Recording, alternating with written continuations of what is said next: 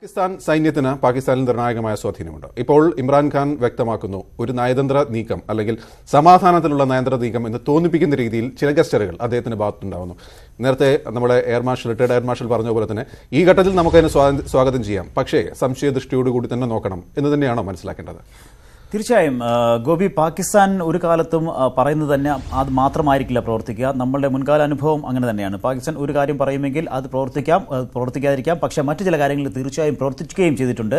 അതുകൊണ്ട് തന്നെ ഇപ്പോൾ പാക് പാർലമെന്റിൽ ഇമ്രാൻഖാൻ ഈ കാര്യം പ്രഖ്യാപിക്കുന്നു. അതും സമാധാനം മുന്നോട്ട് കൊണ്ടുപോകാനാണ് ഈ നടപടി എന്നുകൂടി പ്രഖ്യാപിച്ചുകൊണ്ട് വിംഗ് കമാൻഡർ അഭിനന്ദനെ തിരിച്ചു നൽകുന്നു എന്ന് പറയുമ്പോൾ അത് നമ്മൾ വിശ്വസിക്കുക തന്നെ വേണം. അത് നടക്കുക തന്നെ ചെയ്യും. കാരണം അദ്ദേഹം പാക് പാർലമെന്റിലാണ് ഈ വാഗ്ദാനം നൽകുന്നത്. പക്ഷേ അതുകൊണ്ട് മാത്രം നമ്മുടെ അതിർത്തിയിൽ ഉണ്ടാകുന്ന സംഘർഷത്തിന് അവസാനമുണ്ടാകും.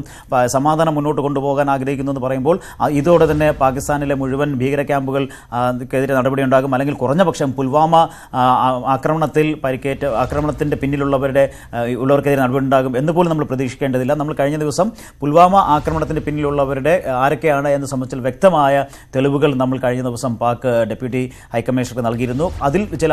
അതിലെങ്കിലും നടപടി ഉണ്ടാകും എന്ന് പോലും പ്രതീക്ഷിക്കേണ്ടതില്ല.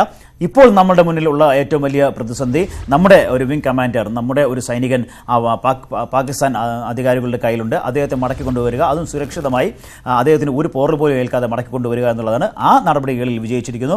അതിൽ പ്രധാന പങ്ക് വഹിച്ചത് പാകിസ്ഥാന്റെ ഒരു വലിയ മെഗ്നാനിമിറ്റി എന്നതിനപ്പുറത്തേക്ക് അതിൽ പ്രധാനമായ ഒരു പങ്ക് വഹിച്ചത് ലോകരാജ്യങ്ങൾ പാകിസ്ഥാനെ ഒറ്റപ്പെടുത്തി എന്നുള്ളത് തന്നെയാണ്. ലോകരാജ്യങ്ങൾക്കിടയിൽ പാകിസ്ഥാനെ പിടിച്ചു നിൽക്കാൻ സാധ്യമല്ലാത്തൊരു സാഹചര്യത്തിലേക്ക് കാര്യങ്ങൾ എത്തിക്കാൻ ഇന്ത്യയുടെ നയതന്ത്ര തലത്തിലെ ശ്രമങ്ങൾക്ക് അത് വിജയം കണ്ടു എന്ന് തന്നെയാണ് നമ്മൾ കരുതേണ്ടത്. ശ്രീലാൽ, ഇതൊക്കെ പറയുമ്പോഴും പൂഞ്ചിൽ വീണ്ടും പാക് വെടിവെപ്പ് ഇന്ത്യൻ സൈന്യം തിരിച്ചടിക്കുകയും ചെയ്തിട്ടുണ്ടായിരുന്നു. അതായത് അതിർത്തി മേഖലയിലുള്ള സംഘർഷങ്ങൾ, അസ്വാരസ്യങ്ങൾ അത് അതുപോലെ തന്നെ തുടരുകയുമാണ്.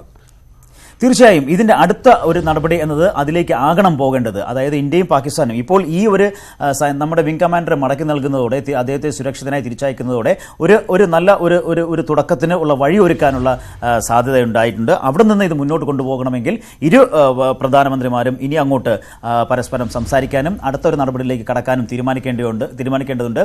അതിൽ പ്രധാനമായും വരേണ്ടത്, ഏറ്റവും ആദ്യം വരേണ്ടത് അതിർത്തിയിലെ ഇപ്പോഴത്തെ സംഘർഷം അത് ഇല്ലാതാക്കുന്നതിനുള്ള, അത് അവസാനിപ്പിക്കുന്നതിനുള്ള അടിയന്തര നടപടി എന്ന നിലയ്ക്ക് ഈ വെടിവയ്പ് നിർത്തുക, അവിടുത്തെ DGMOമാർ തങ്ങളിൽ സംസാരിക്കുക, ഇന്ത്യയുടെയും പാകിസ്ഥാന്റെയും അതിർത്തി കാക്കുന്ന DGMOമാർ പരസ്പരം സംസാരിച്ച് ഇപ്പോഴുണ്ടായിട്ടുള്ള ഈ പ്രതിഷേധം